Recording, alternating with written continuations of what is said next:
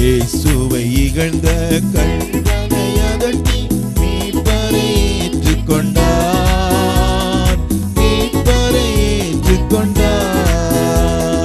இயேசுவை இகழ்ந்த கள்வனை அதட்டி மீட்பரை ஏற்றுக்கொண்டார், மீட்பரை ஏற்றுக்கொண்டார்.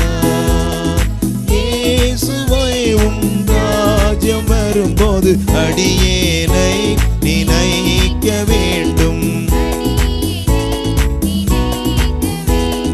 இயேசுவை இகழ்ந்த கள்வனை அதட்டி மீட்பரை ஏற்றுக்கொண்டார்.